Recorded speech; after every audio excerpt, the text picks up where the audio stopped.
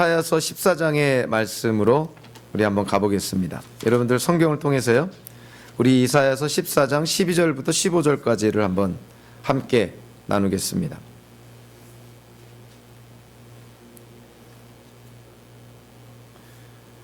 이사야서 14장의 12절에 보면 너 아침의 아들 새벽별아 이렇게 지칭하는 대상이 있는데요, 문맥적으로는 바벨론이라는 나라를 지칭하기도 하지만 성경학자들이 궁극적으로 여기서 말하는 아침의 아들 새벽별, 이전 성경에서는 계명성이라 이렇게 번역된 이 대상이 바로 사탄을 지칭한다, 이렇게 일반적으로 성경학자들이 이해를 하고 있습니다. 그래서 이사야서 14장 12절부터 15절까지 나와 있는 내용이 바로 사탄에 관련된 내용이다, 이렇게 이해를 하셔도 되는데요, 사탄의 속성을 우리가 한번 찾아볼 수가 있습니다. 14장 13절과 14절 한번 눈여겨보시면 거기서 사탄의 특징들이 나오는데요, 성경을 통해서 보니까 내가 가장 높은 하늘로 올라가겠다, 하나님의 별들보다 더 높은 곳에 나의 보좌를 두고 저 멀리 북쪽 끝에 있는 산 위에, 또 신들이 모여있는 그 산 위에 자리 잡고 앉겠다, 내가 저 구름 위에 올라가서 가장 높으신 분과 같아지겠다 하더니, 여기서 그 표현된 그 묘사들을 가만히 들여다보면 사탄이 쉽게 말하면 자기를 나타내고 자기를 높이려는 그러한 어떤 사탄의 특징을 우리에게 제시해주고 있습니다. 한마디로 사탄의 교만함을 우리에게 보여주고 있는 것이죠. 특별히 이사야서 14장 그 14절에 가장 높으신 분이라고 묘사된 대상이 있는데요, 여기서 가장 높으신 분, 즉 하나님을 지칭하는데 히브리어로 엘리온이라는 하나님의 이름입니다. 성경에는 무려 400여 개 하나님의 이름이 있는데 그 이름 가운데서 하나님의 주권을, 하나님의 전능하심을 가장 극명하게 나타내는 이름이 바로 가장 높으신 분 엘리온이라는 하나님의 이름이라는 것이죠. 사탄이 지금 자기가 어디까지 높아지겠다고 얘기하고 있냐면 그 하나님의 자리까지 자기가 높아지겠노라, 하나님과 그 자리를 같이 공유하겠다는 의미가 아니라 하나님을 그 자리에서 밀쳐내고 내가 그 하나님의 자리에 앉겠다는 것입니다. 사탄의 교만함을 아주 극명하게 묘사해주는 그런 성경의 내용이죠. 하나님을 엘리온이라 이렇게 칭하는 것은요, 사실은 구약 성경에 창세기에 이미 언급이 되어 있습니다. 우리가 잘 아는 그 당시 아브라함 족장 시대 때 살렘 왕 또는 제사장이라 알려진 멜기세덱이라는 사람이 있습니다. 아브라함이 그의 조카 롯을 구출하고 다시 예루살렘으로 돌아왔을 때 그 멜기세덱이 아브라함을 맞이하면서 다음과 같이 창세기 14장에서 기록을 합니다.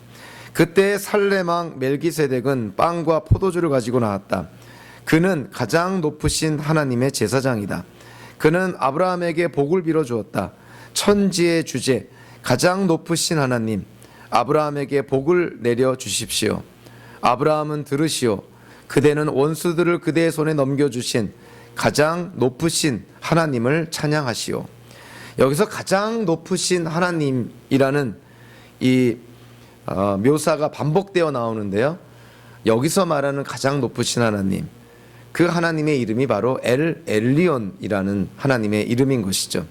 이사야서 14장 14절에서 사탄이 그 자리를 차지하겠다고 했을 때 사용한 그 이름, 가장 높으신 분, 가장 높으신 하나님, 엘리온의 하나님, 그 하나님의 자리를 사탄인 내가 차지하겠노라, 이렇게 지금 묘사를 하고 있습니다. 그랬을 때 이사야서 14장 15절에 보니까 교만한 사탄의 어떤 종말, 결말이 이렇게 묘사가 됩니다. 그렇게 말하던 내가, 즉 사탄이 스올로 땅 및 구덩이에서도 맨 밑바닥으로 떨어졌구나. 자기를 높이고자 했을 때, 하나님보다 더 높은 자리에 올라서고자 했을 때 사단은 스올의 저 맨 밑바닥에 떨어지는 그러한 결과를 초래하게 되었다는 것입니다. 사단이 걸었던 교만이라는 길, 그 결과는 바로 추락이었던 것이죠. 그러나 사탄이 걸었던 그런 길과 정반대의 길을 걸으신 분이 있죠. 오히려 스스로 낮아지셨을 때 나중에 높임을 받은 분이 있습니다. 그분이 바로 오늘 우리가 함께 읽은 빌립보서 2장 5절부터 11절까지의 내용에 나온 바로 예수님에 대한 묘사인 것이죠. 예수님은 인간이 되어 십자가에 죽기까지 낮아지셨는데 그 예수님을 성부의 하나님께서 높이셨다는 것입니다. 그 내용이 오늘 이 예수님에 대한 찬송시 2장 6절부터 12절까지의 그 주제인 것이죠. 그래서 이 예수님의 어떤 그 본문에 나타난 내용을 하나의 이미지로 우리가 한번 머릿속에 그려본다면 포물선을 그리시면 되는 것이죠. 컵 모양으로 U자 모양의 포물선을 한번 생각해 보시면 되는 것이죠. 높은 곳에 계셨던 예수님이 낮아지셔서 이 땅에 내려오시고 더 내려가셔서 맨 밑바닥 꼭지점, 즉 십자가에서 죽임을 당하시고 그 예수님이 성부의 하나님에 의해서 높이심을 받아 결국 끝까지 높아지셨다는 그 포물선의 궤적, 그것이 바로 예수님께서 성경을 통해서 우리에게 보여주신 그런 삶의 모습을 이 포물선이 우리에게 보여주고 있는 것이죠. 그래서 예수님의 삶을 우리가 머릿속에 그려본다면 바로 이 포물선을 생각해 보시면 성경에서 계시된 예수님의 삶을 아주 우리에게 명확하게 보여줍니다. 자, 오늘 본문에 보니까 사도 바울이 빌립보 교회 성도들에게 여러분들이 전해드린 복음에 합당하게 여러분들이 살아야 됩니다. 자, 그러면서 빌립보서 2장 1절부터 4절까지를 통해서 사도 바울이 특별히 강조하는 것이 뭐냐면 여러분들이 겸손과 희생의 마음으로 서로를 섬기면서 하나가 되어야 됩니다. 한 몸 된 공동체를 구성해야 됩니다. 겸손과 희생의 마음을 가져야 되는데 빌립보 교회 교인들이 본받아야 될 하나의 모델을 이 사도 바울이 제시하고 있는 것이죠. 우리가 이 땅을 살아갈 때 겸손한 성도의 삶을 살아갈 때 우리가 본받고 따라가야 될 어떤 모델이 필요한 것인데 사도 바울이 그 모델을 제시하고 있습니다. 오늘 본문 5절에 보니까 사도 바울이 먼저 빌립보 교회 성도들에게 권면하는 것이죠. 자, 무엇을 권면하냐면 여러분들 예수님의 마음을 가져야 됩니다. 예수님의 마음을 품어야 됩니다. 겸손과 희생, 남을 섬기고 남을 높이는 것, 그 인간의 노력만으로 되는 것이 아니라는 것이죠. 자, 사도 바울이 빌립보 교회 성도들에게 여러분들 겸손해야 됩니다. 여러분들 서로 희생해야 됩니다. 여러분들 섬겨야 됩니다. 주변 사람들을 더 나은 자로 여겨야 됩니다. 주변 사람들을 높여야 됩니다. 과연 이러한 것들이 인간의 노력으로 과연 되는 것인가? 노력의 부분도 있어야 되지만 사도 바울은 그와 같은 겸손과 희생, 섬김의 삶에 전제가 되는 것이 있다는 것이죠. 그것이 뭐냐면 우리의 마음이 예수님의 마음과 같아져야 된다는 것입니다. 다르게 말하면 예수님의 마음을 이해해야 된다는 것이죠. 자, 5절을 원어적으로 좀 충실하게 번역을 하면 이렇게 번역이 됩니다. 그리스도 예수 안에도 있었던 이 마음을 여러분들 안에 품으시오. 예수님이 품었던 마음을 여러분들도 품으라. 이렇게 사도 바울이 권면합니다. 예수님 안에 있던 마음을 우리가 가져야만 성도를 섬길 수가 있고 주변 사람들을 나보다 더 나은 자로 생각할 수가 있고 그들에게 겸손한 그런 삶을 살아갈 수가 있다는 것이죠. 현대인들의 마음은 우리가 크게 두 가지의 마음으로 나눌 수가 있습니다. 하나는 인간 중심의 마음이죠. 좀 좁게 줄여서 이야기하면 우리 개인주의, 즉 인본주의, 나 중심의, 내 중심의 마음, 그러한 마음을 품고 이 땅을 살아가는 사람이 있습니다. 그러나 또 한 부류의 사람은 인간 중심의 마음, 내 중심이 아니라 하나님 중심, 즉 하나님의 마음을 품고 이 땅을 살아가는 사람들이 있는 것이죠. 인간 중심의 마음은 한마디로 인본주의입니다. 즉 세상을 살아갈 때 이 세상을 바라보는 시각이 하나님이 배제된 인간 중심의 마음, 인본주의적인 생각을 갖고 살아가는 것이죠. 좀 더 우리가 전문성 있게 표현하면 자연주의적인 세계관, 즉 하나님이 배제된 자연주의적인 세계관을 갖고 이 땅을 살아가는 사람입니다. 눈에 보이는 물질이 전부다, 즉 유물론을 갖고, 즉 무신론적인 유물론, 그런 생각을 갖고 이 땅을 살아가는 것이죠. 한마디로 우리가 살고 있는 이 세상은 하나님의 역사나 간섭이 없는 닫혀진 세계다. 이 세상 안에 있는 이 물질 세계 안에서 원인과 결과가 일어난다는 것이죠. 하나님의 개입, 하나님의 간섭, 하나님의 역사를 배제하니 이 땅에서 일어나는 모든 일들을 다 그런 물질주의적으로, 자연주의적으로, 유물론적으로 그렇게 이해를 합니다. 그러니까 성경에 나타난 기적들 다 배제시켜버리는 것이죠. 인간의 이성을 모든 어떤 그 판단의 기준으로 삼고 어떤 진리의 기준으로 삼으니 인간의 이성을 초월하는 일들에 대해서는 인정하려 하지 않고 인정할 수도 없는 어떤 그러한 모습을 띠는 것이죠. 그래서 성경에 나타난 하나님의 역사, 성경에 나타난 그 초과학적인 그런 어떤 현상들을 인간의 이성이 이해를 못하니 받아들일 수가 없는 것이죠. 그러니까 인간 중심의 마음으로 성경을 바라보면 성경의 대부분을 다 포기를 해야 됩니다. 인간 중심의 마음을 갖고 이 땅을 살아가는 사람들이 있다면 그와는 반대로 하나님 중심의 마음을 갖고, 즉 신본주의를 갖고 이 땅을 살아가는 사람들이 있습니다. 하나님의 마음을 갖는다는 것은 하나님의 존재를 믿는 유신론을 갖고 있는 것이죠. 세상을 바라보는 시각이 성경적이고 기독교적인 세계관을 갖고 살아가는 것이죠. 이 세상은 닫혀 있는 세계가 아니라 열려 있는 세계라고 믿습니다. 즉 눈에 보이는 물질이 전부가 아니라 이 세계는 열려 있어서 하나님의 역사와 간섭이 있다는 거예요. 그래서 눈에 보이는 어떤 자연 법칙에 의해서만 세상이 움직여지는 것이 아니라 초자연적인 일들도 일어난다는 것이죠. 쉽게 말하면 기적들도 일어난다는 것이죠. 왜냐하면 하나님의 역사와 하나님의 간섭, 하나님의 주권을 인정하기 때문에 그렇습니다. 그래서 성경을 바라볼 때 이와 같은 하나님의 간섭과 역사, 하나님의 주권을 인정하며 하나님의 마음으로 성경을 바라보면 성경 안에 있는 내용들이 다 믿어지게 되는 것이죠.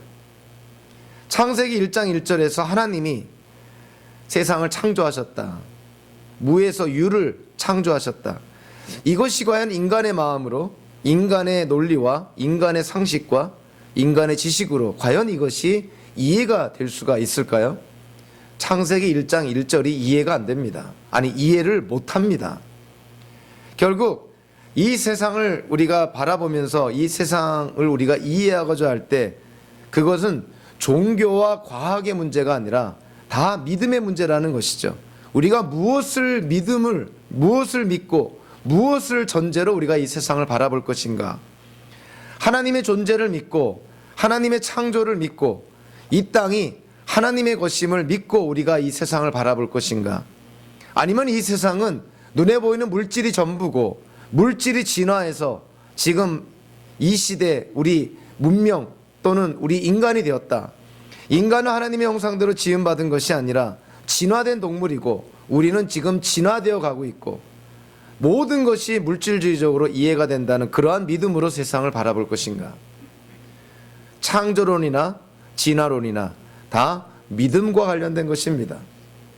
즉 우리가 이 세상을 바라볼 때, 우리의 인생을 바라볼 때, 저와 여러분들 우리 자신을 바라볼 때, 자 무엇을 믿음으로 무엇을 전제로 우리가 바라보느냐에 따라서 전혀 달라지는 것이죠. 인간의 마음을 갖고 세상을 바라볼 때, 그러나 하나님의 마음을 갖고 세상을 바라볼 때 우리에게 와닿는 인생의 의미, 우리 눈에 보이는 이 세상은 전혀 달라 보이는 것입니다. 우리 자신에 대한 이해도 달라지는 것이죠. 그냥 우리가 진화된 동물이라고 생각하는 그러한 인간에 대한 이해와 인격적이신 하나님의 형상, 하나님의 이미지를 따라 창조된 인격체라고 우리를 바라보는 것과 전혀 이해가 다른 것입니다. 인간의 존엄성을 유일하게 인정하는 그런 세계관은 바로 기독교적인 세계관인 것이죠. 하나님의 창조에 의지해서 하나님께서 인격체이시니 그 하나님의 형상대로 지음받은 인간이 인격체라는 그러한 그 전제 아래서 인간에 대한 존엄성이 사실은 유지가 되고 지켜져야 되는 것이죠. 차별이라는 것이 없어져야 되는 것이죠. 그러나 인간을 그냥 진화된 동물이라, 그래서 민족과 민족 간의 우열의 그러한 측면으로 비교의식으로 바라보면 이 땅에 존재하는 열등한 민족은 살아있을 이유가 없는 것이죠. 그래서 참극이 일어나는 것입니다. 우월하다는 민족이 열등한 민족을 다 없애버리려는 그러한 만행이 벌어지는 것이죠. 그것이 다 그 어떤 진화론에 근거한 유물론적인 그런 어떤 세계관에 기초한 만행이었다는 것이죠. 그건 우리가 역사적으로 세계 역사 속에서 우리가 실제로 목격한 사실들입니다. 인간의 존엄성을 강조하는 유일한 그런 인간론은 바로 기독교적인 인간론입니다. 하나님의 형상대로 지음받은 우리 인간의 존엄성, 그것은 상대가 남자든 여자든 노인이든 아이든 피부 색깔이 무엇이든 사회의 어떤 지위와 계층, 어떠한 부류의 사람이든 간에 인간의 존엄성을 우리가 지켜줘야 되는 것이죠. 그것이 바로 모든 사람이 하나님의 형상대로 지음받았다는 전제하에서 우리가 갖게 되는 것입니다. 천문학적으로도 보면은 지각변동이 일어나는 그러한 역사적인 사건이 있었죠. 지구를 중심으로 해서 모든 행성이나 별들이 돌고 있다고 믿었다가 이제는 태양계에서는 태양을 중심으로, 태양이 고정된 항성이니 항성인 태양을 중심으로 주변에 있는 행성들이 다 돌고 있는 것이죠. 그래서 태양을 중심으로 지구도 돌고 있다, 이런 지동설이 나중에 사실 발견이 됐죠. 그래서 천문학적으로요, 천동설에서 지동설로 옮겨가는 이러한 어떤 대격변의 그런 어떤 지각변동의 그런 놀라운 사건이 있었습니다. 과학에서 일어나는 어떤 이러한 사건도 정말 대단한 그런 사건인데, 우리가 세상을 바라볼 때 인간의 마음으로 세상을 바라보다가 하나님의 마음으로 세상을 바라본다. 이거는 과학계에서 일어나는 지각변동에 해당되는 하나의 큰 사건을 초월하는 정말 기적 중에 기적인 것이죠. 우리 중심으로 세상을 바라보다가 우리가 하나님의 마음으로, 예수님의 마음으로 세상을 바라본다. 이거는 우리의 노력으로 되는 것이 아니기 때문에 그렇습니다. 우리의 마음이 바뀌어지는 것은 우리 스스로 바꿀 수가 없는 것이죠. 무엇인가 자극을 받고 무엇인가로부터 영향을 받았을 때 그때 우리 마음이 바뀌어지는 것이죠. 저와 여러분들이 지금 이 땅을 살아갈 때 하나님의 마음으로 살아간다, 그러한 마음을 갖게 됐다는 것은 이건 전적으로 하나님의 역사라는 것이죠. 인간의 그 죄된 마음이 하나님의 마음으로 바뀌어진다. 이것이야말로 기적 중에 기적인 것이죠. 그래서 어떤 의미로 보면 저와 여러분들은 사실 기적을 이미 체험한 자들입니다. 태어날 때부터 죄인으로 태어난 우리가 하나님의 마음을 갖고 이 땅을 살아간다. 그것이야말로 기적이라는 것이죠. 기독교 역사적으로 봤을 때에도요, 기독교 안에 놀라운 변천사가 있습니다. 그 중에 눈에 띄는 것이 뭐냐면 신학의 변천사가 있습니다. 신학 그러면 괜히 어렵게 생각하는데요, 신학이라는 말 자체가 하나님에 대한 학문인 것이죠. 하나님을 우리가 어떻게 이해할 것인가, 그것이 신학입니다. 그래서 하나님에 대한 이해, 그 신학을 기초로 해서 성경도 이해가 되는 것이고 우리의 인생도 이해가 되는 것이고 이 세상도 이해가 되는 것이죠. 그래서 신학은 어떤 목회자나 신학교 교수만이 갖는 것이 아니라 모든 기독교인들이 신학을 다 갖고 있습니다. 자기 나름대로 하나님에 대한 이해가 다 있는 것이에요. 그래서 기독교의 이런 신학의 변천사를 보면 저와 여러분들의 믿음을 한번 점검해 볼 수가 있습니다. 우리는 지금 어떠한 위치에 있는가? 종교개혁을 통해서 하나님의 주권을 강조하는 개혁주의 신학, 칼빈주의 신학이 마침내 대두하게 됩니다. 하나님의 절대 주권을 강조하는 그런 신학이었죠.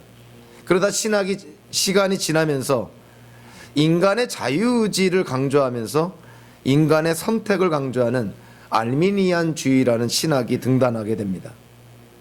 자, 그러다가 더 나아가서 이제는 인간의 이성을 모든 판단의 기준으로 삼고요. 인간의 주관적인 경험이나 체험을 더 중요하게 여기는 자유주의 신학이 이 세상에 나오게 되는 것이죠. 그러다가 그 자유주의에 반발해서 또 다른 극단인 아주 극단적인 근본주의가 생겨나게 됩니다. 다시 한번 정리하면 하나님의 주권을 강조하는 신학이 칼빈주의 개혁주의 신학이었습니다.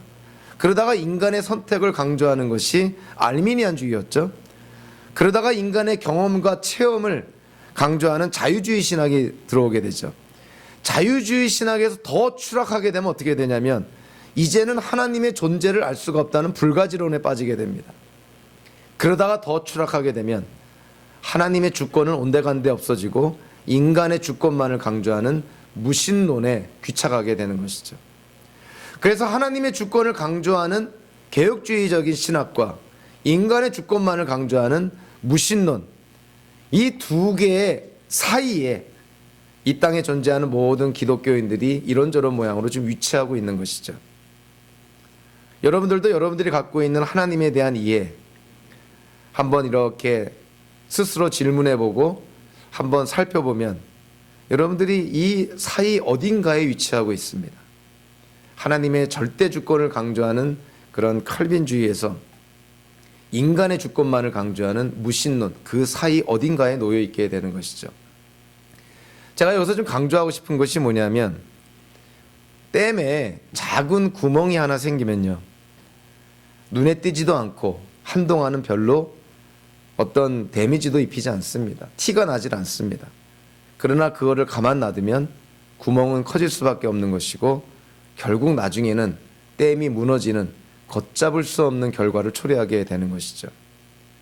하나님의 주권을 우리가 자꾸만 어떤 인간적인 생각으로, 인본주의적인 생각으로 그거를 타협해 나가고 포기하고 만약에 그거를 자꾸만 우리가 양보한다면 결국 귀착되는 것이 뭐냐면 극단적인 무신론에 빠지게 되는 것이죠. 현대교회가 왜 세상에 영향을 끼치지 못할까? 우리가 섬기는 교회가 왜 세상과 구별되지 못할까? 하나님의 절대 주권을 자꾸 포기하기 때문에 그렇습니다. 우리가 하나님의 마음을 갖고 우리 자신을 바라봐야 되고요. 하나님의 마음을 갖고 세상을 바라봐야 되고, 그리고 하나님의 마음으로 성경에서 계시된 사실들을 우리가 바라봐야 되는 것이죠. 우리 자신의 어떤 그 틀, 즉 세상을 이해하는 틀, 성경을 이해하는 틀, 우리 인생을 이해하는 틀, 저와 여러분들 자신을 이해하는 틀을 우리가 한번 점검해 봐야 됩니다. 우리는 지금 어느 위치에 있는가?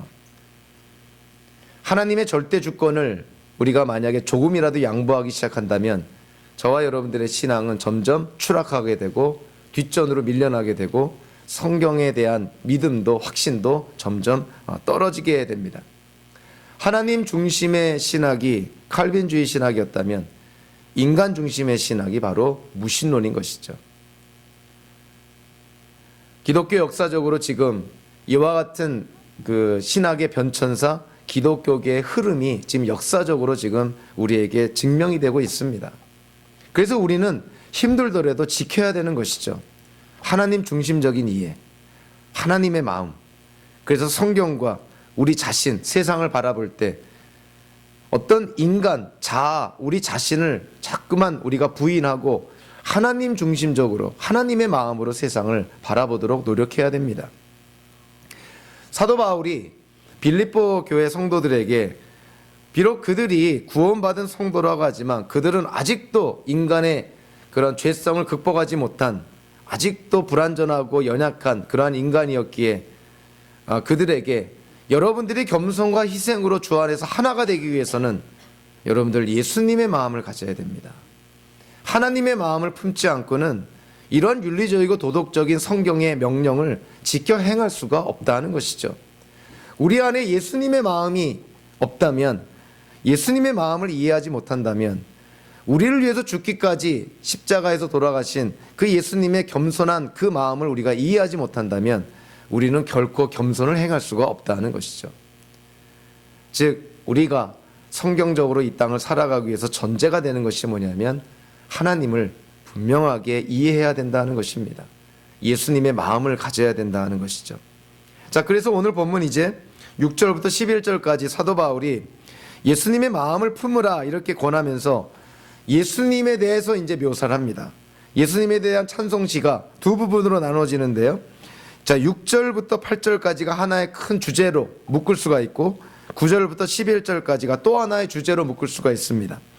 6절부터 8절까지는 한마디로 예수님의 낮아지심입니다. 예수님이 낮아지셨다는 것이죠. 자, 6절에 보니까 그는 하나님의 모습을 지니셨으나 이전 성경에서는 그가 하나님의 본체시나 이렇게 표현합니다. 다른 말로 하면 예수님께서 갖고 계신 본질이 성부 하나님과 동일한 본질을 갖고 계셨다는 거예요. 즉 예수님께서는 성부 하나님과 동일한 신적 본질을 갖고 계셨다. 에센스가 같다는 것입니다. 즉 성부의 하나님과 성자 예수 그리스도가 동일한 그리고 동등한 신적 본질을 갖고 계셨다. 그래서 우리가 성부의 하나님께 뿐만이 아니라 성자 예수 그리스도께에도 찬양과 예배와 영광을 돌리는 것입니다. 이미 예수님은요, 사도 요한의 표현대로 한다면 이 세상이 창조되기 이전에 이미 존재하신 분이라는 것을 우리에게 말씀해 줍니다. 요한복음 1장 1절 4절에서 이렇게 말씀을 합니다. 태초에 말씀이 계셨다. 그 말씀은 하나님과 함께 계셨다. 그 말씀은 하나님이셨다. 그는 태초에 하나님과 함께 계셨다. 모든 것이 그로 말미암아 창조되었으니 그가 없이 창조된 것은 하나도 없다. 창조된 것은 그에게서 생명을 얻었으니 그 생명은 사람의 빛이었다. 여기서 하나님이라고 칭하신 분은 성부의 하나님을 말씀하는 것이고요. 말씀으로 비유된 분이 바로 예수님인 것이죠. 그러니까 이 세상이 창조되기 전에 이미 예수님은 성부의 하나님과 함께 계셨다는 거예요. 이걸 우리가 신학적으로 어떻게 표현하고 있냐면 선재라는 표현을 씁니다. 좀 어려운 한자이긴 하지만 이미 존재하셨다. 예수님은 이 세상이 창조되기 이전에 이미 존재하신 분이었다는 거예요.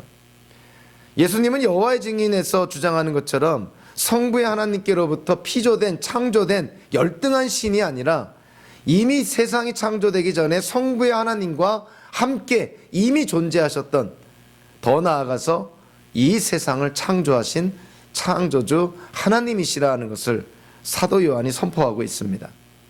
사도 바울은 골로새서 1장에서 똑같은 메시지로요, 모든 것이 예수 그리스도에 의해서 그리고 예수 그리스도를 위하여 창조되었다고 선포합니다. 예수님은 창조주 하나님이셨다는 것이죠. 자, 포물선을 다시 한번 생각해 보면 높은 곳에 계신 예수님, 창조 이전에 이미 존재하셨던 예수님, 하나님이셨던 예수님, 창조주이셨던 예수님. 자, 그 예수님이 자, 오늘 본문 6절 후반부와 7절에 보니까 자, 어떻다고 말씀하고 있냐면 하나님과 동등함을 당연하게 생각하지 않으시고 오히려 자기를 비워서 종의 모습을 취하시고 사람과 같이 되셨습니다. 그는 사람의 모양으로 나타나셔서, 한마디로 높은 곳에 계셨던 하나님이시며 창조주이셨던 예수님께서 지금 이 땅으로 내려오셨다는 것이죠. 창조주 하나님이 인간이 되어 이 땅에 내려오셨다는 것 자체가 우리가 상상할 수 없는 겸손한 모습을 우리에게 보여주는 것이죠. 어떻게 하나님이 피조물인 인간이 되어 이 땅에 나타나실까? 어떻게 그것이 가능할까? 그것은 우리를 향한 사랑으로밖에는 설명이 안 되는 것이죠. 자, 6절 7절에서 하나님과 동등함을 당연하게 생각하지 않으시고 오히려 자기를 비워서 종의 모습 취하시고 사람과 같이 되셨습니다. 사람의 모양으로 나타나셔서, 즉 예수님이 성육신 하셨다는 것이죠. 하나님이 인간이 되어서 이 땅에 나타나신 사건, 그 성육신을 묘사하고 있습니다. 특별히 7절에서 그 비웠다라는 표현이 나옵니다. 여기에 대해서 우리가 좀 지혜롭게 그리고 성경적으로 균형 있게 이해를 해야 됩니다. 하나님이셨던 예수님께서 이 땅에 오실 때 하나님 되심을, 신성을 다 비웠다는 것인가? 이렇게 잘못 이해하면 공생의 기간 동안에 예수님은 단순한 하나의 인간이었다고밖에 해석이 되질 않는 것이죠. 그러나 그렇지 않습니다. 여기서 예수님이 자기를 비웠다라는 것은 신성을 비웠다는 의미보다는 인성을 가지게 됐다는 측면으로 이해가 되는 것이죠. 즉 여기서 예수님께서 자기를 비웠다는 것은 하나님 되심을, 신성을, 인성을 취함으로 말미암아 공생의 기간 동안에 그 신성이, 하나님인 되심이 감추어졌다는 것입니다. 신성이 없어졌다는 것이 아니라 공생의 기간 동안에 신성이 감추어졌다는 것이죠. 그래서 예수님께서 공생의 기간 동안에 구약의 성경을 보면 유대인들이 하나님을 만나면 다 죽었다고 생각을 합니다. 그리고 죽어야 마땅했던 것이죠. 죄인이 하나님을 만나는데 살 수가 없는 것이죠. 근데 신약 성경에 보면 수많은 사람들이 예수님을 만나는데 죽지 않습니다. 하나님을 만나는데 죽지 않은 것이죠. 왜 그럴까요? 하나님 되신 신성이 인성에 의해서 감추어졌기 때문에 그렇습니다. 어찌 보면 하나님의 영광이 감추어졌기 때문에, 그래서 사람들이 예수님을 만나도 죽지 않았던 것이죠. 즉 예수님께서 자기를 비웠다라는 것은 신성을 포기했다는 것이 아니라 예수님이 공생의 기간 동안에 이 지상에서 사역하시는 동안에 그 신성이 감추어졌다, 이렇게 이해가 됩니다. 하나님이셨던 예수님이 이 땅에 인간이 되어 내려오십니다. 그 자체가 상상할 수 없는 겸손의 모습을 보여주는 것이죠. 그러나 그것이 예수님의 겸손의 끝이 아닙니다. 오늘 8절에 보니까 포물선으로 보면요, 그 맨 밑바닥 꼭지점에 해당되는 사건이 있습니다. 그 사건은 당연히 십자가의 사건이었던 것이죠. 8절에 보니까 자기를 낮추시고 죽기까지 순종하셨으니 십자가에 죽기까지 하셨습니다. 예수님이 어디까지 내려가셨냐면 하나님이신 예수님이 인간이 되셨을 뿐만이 아니라 이제는 하나님의 선택받은, 하나님의 사랑하는 자녀들의 죄를 대속하기 위해서 십자가에서 죽기까지 하셨다 하는 것이죠. 다르게 표현하면 하나님의 저주를 십자가상에서 예수님이 대신 받으셨다는 것이죠. 예수님의 겸손은 우리를 위하여서, 즉 성부의 하나님의 구원의 계획을 이루시기 위해서 우리를 위해서 십자가에서 죽기까지 하신 그 모습으로 예수님의 겸손은 하이라이트, 절정을 맞이하고 있다 하는 것이죠. 예수님이 십자가에서 죽으신 것은 마지못해서 억지로 할 수 없어서 십자가의 그런 죽임을 맞으신 것이 아닙니다. 마가복음 10장 32절 34절에 보니까 예수님께서 이제 마지막으로 예루살렘을 향하여서 십자가의 사건을 향하여 나가면서 제자들에게 이렇게 말합니다. 보아라, 우리는 예루살렘으로 올라가고 있다. 인자가, 즉 예수님이 대제사장들과 율법학자들에게 넘어갈 것이다. 그들은 인자에게 사형을 선고하고 이방 사람들에게 넘겨줄 것이다. 그리고 이방 사람들은 인자를 조롱하고 침뱉고 채찍질하고 죽일 것이다. 그러나 그는 사흘 후에 살아날 것이다. 이 말씀을 누가 했냐면 예수님이 하신 것입니다.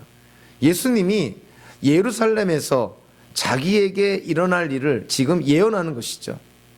십자가의 사건이 일어날 것이다. 그러나 그것이 끝이 아니라 3일 만에 다시 살아날 것이다.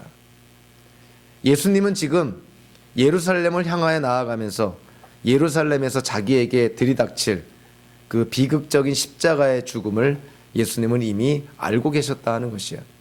그러니까 예수님께서, 하나님이신 예수님이 이 땅에 내려오신 이유가 뭐냐면 바로 그 십자가의 사건 때문에 이 땅에 내려오신 것입니다. 인간이 하나님께 지은 죄의 문제를 해결할 수가 없으니 하나님께서 하나님의 방법으로 우리의 죄 문제를 해결해 주시는 것이죠. 그것이 곧 예수 그리스도를 통해서 우리의 죄가 대속받는 것입니다. 그래서 예수님은, 하나님이신 예수님은 인간이 되어 이 땅에 내려오셨을 뿐만이 아니라 우리의 죄를 대신하여서 십자가에서 죽임을 당하신 것이죠. 십자가에서 당하신 예수님의 죽음, 예수님이 죽기까지 하시면서 우리에게 보여주신 그 겸손한 모습, 그것은 인류의 역사상 우리가 찾아볼 수 없는 최고의 겸손의 모습입니다. 그 이상의 겸손의 모습은 우리가 찾아볼 수가 없는 것이죠. 로마서 5장 8절에서는 사도 바울이 이렇게 또 표현을 하죠. 죄인이었던 우리를 위해서 예수님이 대신 죽으신 것이 하나님의 사랑을 확증한다. 즉 하나님의 사랑을 우리가 찾기 원한다면 십자가 사건을 바라보라는 것이죠. 예수님께서 우리를 위해서 죽으신 것이 우리를 위한 하나님의 사랑의 최고의 증거라는 것입니다. 그 이상의 증거는 없다는 것이죠. 웨스민스터 소요리 문답에서는요, 이와 같은 예수님의 그런 겸손하심, 낮아지심에 대해서 이렇게 답을 합니다. 그리스도의 낮아지심은 어떠합니까? 거기에 대한 답이 이렇습니다.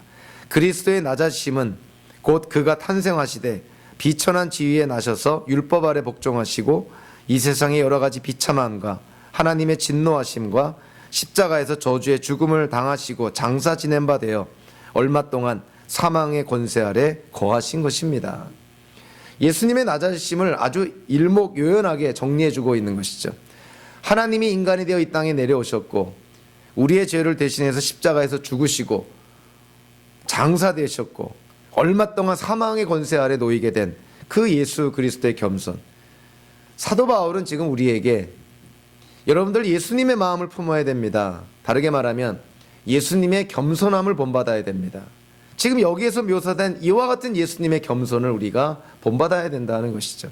다르게 말하면 우리를 위해서 스스로 십자가에서 돌아가신 그 예수님의 마음을 우리가 품을 때 우리는 주변 사람들을 위해서 희생할 수도 있는 것이고 겸손할 수도 있는 것이고 섬길 수도 있다는 것이죠. 예수님에 대한 찬송시는 이렇게 예수님께서 십자가에 죽기까지 내려가신 것으로 끝나지 않습니다. 오늘의 본문은 반전이 일어나는 것이죠. 그 반전이라는 것이 뭐냐면 9절부터 11절까지 나옵니다. 그러므로 이렇게 시작을 합니다. 그러므로라는 이 접속사가 주는 의미가 뭐냐면 앞에 있는 사실들의 기초에서 이런 것입니다. 그러므로 하나님께서는 그를 지극히 높이시고 예수님께서 인간이 되어 죽기까지 순종하시면서 겸손의 모습을 보이셨으니 그러므로 하나님께서는 성부의 하나님께서는 그를 예수님을 지극히 높이셨다. 여기서는 구체적으로 말씀하고 있지는 않지만 성부의 하나님이 어떻게 예수님을 높이셨나요? 당연히 예수님이 부활하시고 예수님이 승천하셨다는 것이죠. 예수님이 높임을 받으시는 단계가 있는데 그 첫 번째 단계가 부활이었고 두 번째 단계가 승천입니다. 하나님이 그렇게 예수님을 높이셨다는 것이죠. 하나님이 예수님을 부활과 승천으로 높이시고 10절에 보니까 9절 10절에 보니까 이렇게까지 높이십니다. 모든 이름 위에 뛰어난 이름을 그에게 주셨습니다. 그리하여 하늘과 땅 위와 땅 아래에 있는 모든 것들이 예수의 이름 앞에 무릎을 꿇고, 즉 예수님은 부활하시고 승천하셔서 비유적인 표현이지만 하나님의 우편에 앉으셔서 온 우주 만물을 다스리는 권세를 받게 되셨다. 모든 것들이 만물이 예수 그리스도 앞에 무릎을 꿇고 예수님께 지금 순종하게 되었다는 것입니다. 그러니까 하나님께서 예수님을 그렇게 높이셨다는 것이죠. 웨스민스터 소요리 문답에서 예수님의 높아지심에 대해서 이렇게 묘사합니다. 그리스도의 높아지심은 사흘 만에 죽은 자 가운데서 다시 살아나신 것과 하늘로 올라가신 것과 하나님 아버지의 우편에 앉아 계신 것과 마지막 날에 세상을 심판하러 오시는 것입니다. 예수님이 죽으시고 장사된 것으로 끝난 것이 아니라 3일 만에 부활하시고 그리고 40일 만에 승천하시고 지금 하나님의 우편에 계셔서 온 우주 만물을 다스리시고 하나님의 때에 예수님이 이 땅의 심판자로 다시 오신다는 것이죠. 성부의 하나님은 예수님을 이렇게 높이셨다는 것입니다. 오늘 보면 9절부터 11절까지 마지막으로 예수님이 높임을 받았다는 것에 또 하나의 측면이 있습니다. 아주 굉장히 중요한 측면인데요. 9절에 보니까 이렇게 말씀을 합니다. 모든 이름 위에 뛰어난 이름을 그에게 주셨습니다. 그러니까 예수님께 성부의 하나님께서 이름을 하나 주셨다는 거예요. 근데 그 이름이 얼마나 높은 이름이냐면 하늘, 땅이, 땅 아래에 있는 모든 것들이 그 예수님께서 받은 이름 앞에 무릎을 꿇는다는 것입니다. 예수님은 성부의 하나님께로부터 어떤 이름을 받았을까요? 11절에 단서가 나옵니다. 모두가 예수 그리스도는 주님이시라고 고백하여. 예수님이 받은 이름이 뭐라고요? 주님이라는 이름을 받았다는 것입니다. 예수님이 죽으시고 부활하시고 승천하시고 그리고 성부의 하나님께로부터 온 우주 만물을 다스리는 권세를 받으시면서 주님이라는 이름을 받게 되었다는 것입니다.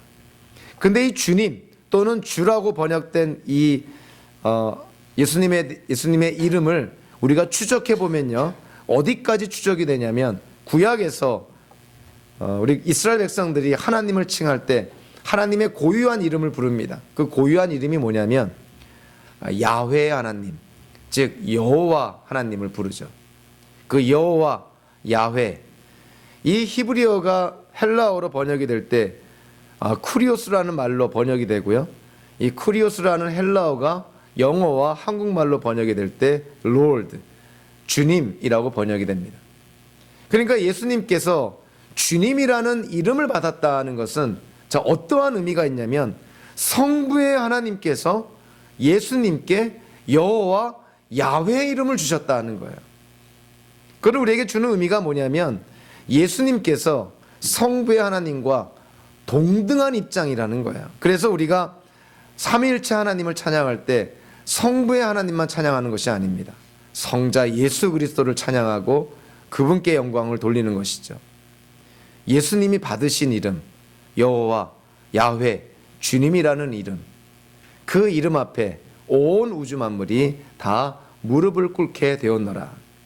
그러니까 예수님의 찬송시의 그 흐름이 하나님이신 예수님, 높은 곳에 계셨던 예수님이 땅끝으로 내려와서 십자가에 죽기까지 바닥을 치는 것이죠. 쉽게 말하면 그 포물선의 꼭지점에 해당되는 십자가의 죽음을 당하셨을 때 성부 하나님께서 예수님을 부활하시고 승천하시고 하나님의 우편에 앉아 계시게 하시면서 만물을 다스리는 권세와 여호와 야훼의 주님의 이름을 주셨다는 것입니다. 우리가 믿는 예수님, 그 예수님이 지금 온 만물을 다스리고 계시다는 것이죠.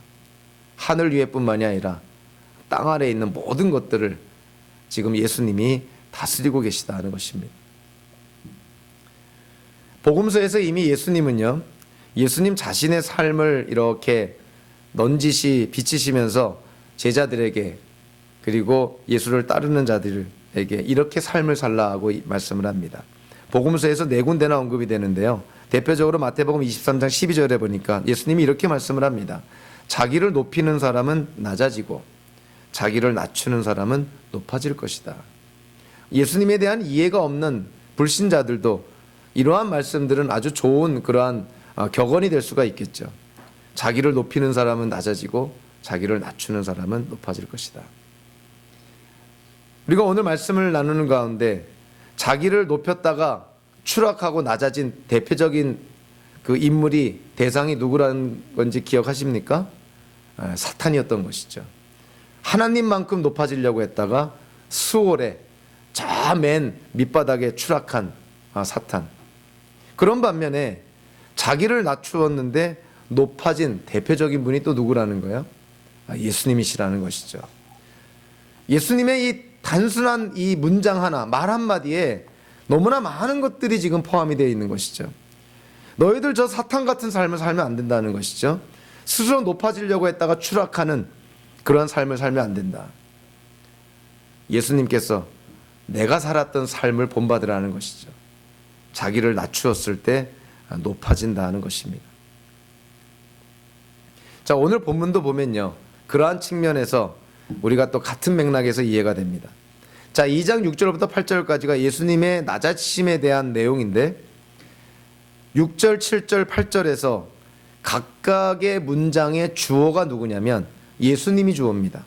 그러니까 예수님이 하나님과 동등함을 당연하게 생각하지 않으시고 예수님이 자기를 비우시고 예수님이 자기를 낮추셨다. 여기에 나오는 동사들은요, 다 능동태, 능동적인 행동을 묘사하는 동사들입니다. 그러니까 예수님이 스스로를 낮추신 것은 자발적인 거라는 거예요. 자원해서 그렇게 하셨다는 것입니다. 마지못해서 타율적으로 어쩔 수가 없이 하기 싫은데 스스로를 낮추신 것이 아니라 예수님은 자발적으로 자원해서 인류의 구원을 위해서, 저와 여러분들의 구원을 위해서 이렇게 낮추셨다는 것이죠. 그런 반면에 9절부터 11절까지는요, 예수님의 높아지심에 대한 내용인데 자, 9절, 10절, 11절에서 각각의 문장의 주어가 누구냐면 하나님이 주어입니다. 성부의 하나님. 성부의 하나님께서 예수님을 높이시고 예수님에게 이름을 주시고 모든 것들이 그 이름 앞에 무릎을 꿇게 하시고 모두가 예수님을 주님이라고 고백하게 하셨다는 거예요. 주어가 성부의 하나님이신 것이죠.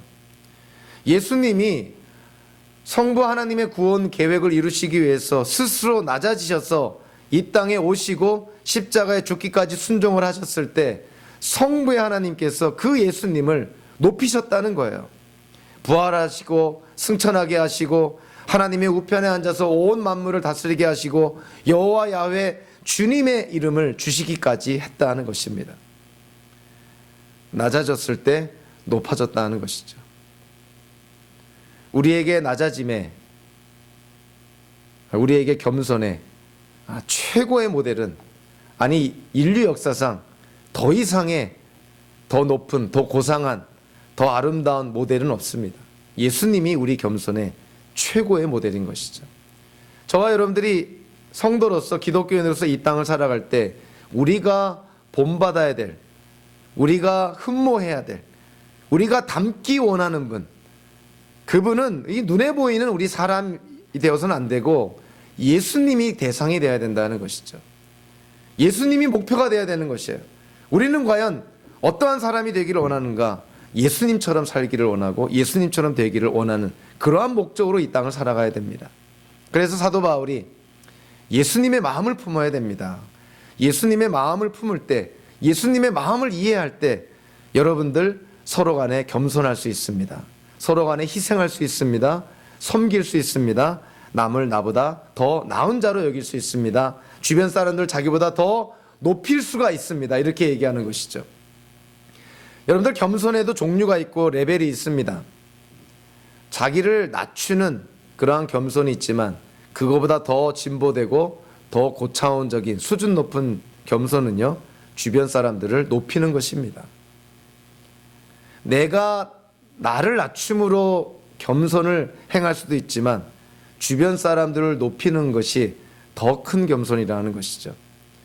우리는 살면서 특히 우리 신앙인으로서 교회에서 함께 신앙생활할 때 하나님께서 주신 은사가 있습니다. 그래서 그 은사에 따라서, 그리고 영적인 선물에 따라서 교회를 섬기게 되는 것이죠. 자, 우리가요 정직하게 한번 생각해 보면 내가 못하는 거를 어떠한 사람이 잘하면 그 사람을 칭찬하고 그 사람을 높이기는 생각보다 쉽습니다. 내가 못하는 거를 저분이 잘하면 얼마나 쉽게 인정하고 격려하고 높일 수 있겠어요. 자, 그런데 또 다른 케이스가 있죠.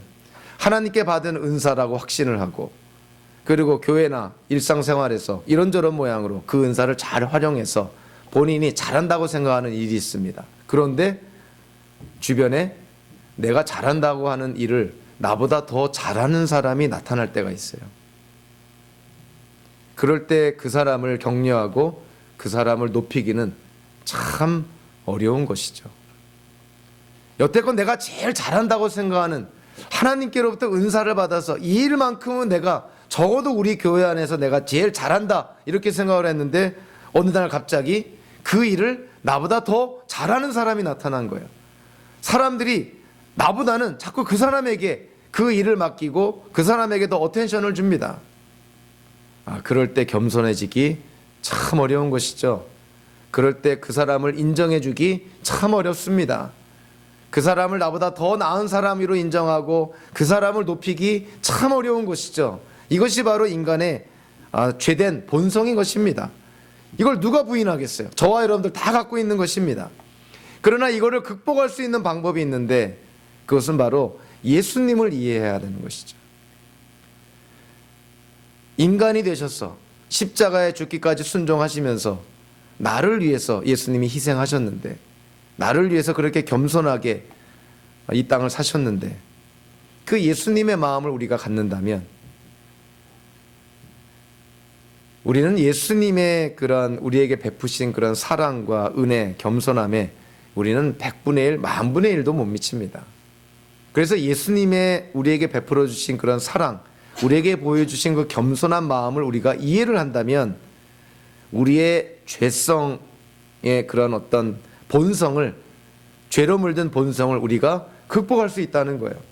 성경은 불가능한 얘기를 우리에게 전하지 않습니다. 원수를 위해서 기도해라. 너를 핍박하는 자들을 위해서 축복 기도해라. 이것이 불가능한 얘기가 아니라는 것이죠. 사도 바울이 지금 그 당시에 살고 있는 기독교인들에게 담대하게 전한 권면의 말씀입니다. 우리를 핍박하는 자를 위해서 기도할 수 있다는 거예요. 원수를 사랑할 수 있다는 것입니다. 그러나 그와 같은 행동의 전제가 되는 것이 뭐냐면 우리가 우리를 향한 그 예수님의 마음을 이해하고 확신해야 된다는 것이죠.